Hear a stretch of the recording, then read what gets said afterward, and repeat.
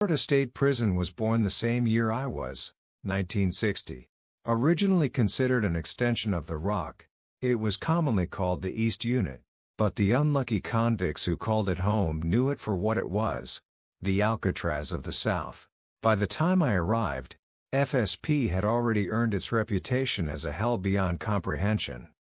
As I now look back to that early spring day of March 1984, I can't help but think of the classic Dante's Inferno, and how the imaginary friend journeyed down with the condemned man through those 9 rings of hell.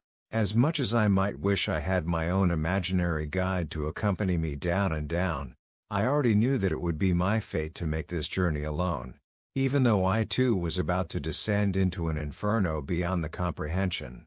To be able to now merge the man I am today with that much younger man that first entered the man-made hell is all that I might hope for as I now tell my tale. I can imagine myself sitting in that van so long ago, waiting for those gates to swing open and suck me inside. As I strained to see over the guard's shoulders and out that front window into that great beyond, all I can see was a barren and seemingly lifeless landscape enclosed by first one and then another tall steel fence topped off with rows of ribboned razor wire, and between this gauntlet of impenetrable fences were stacked rows of this same razor wire. The heavy gates slowly slid open, allowing the van to finally enter.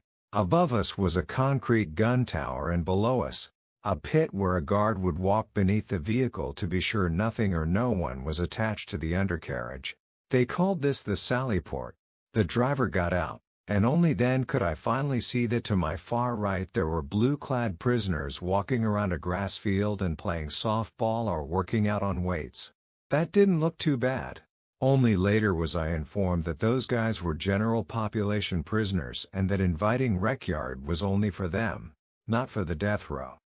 FSP was a virtual warehouse of solitary cells where most were intended to first psychologically, and then physically, slowly rot away.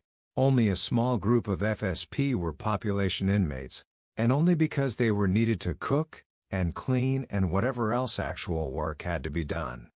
I stretched forward as far as I could to get a better look, towards a small concrete area enclosed by yet another tall fence topped off with razor wire, death row.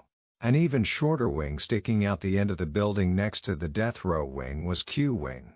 The bottom floor, right through the second window, was home to Old Sparky.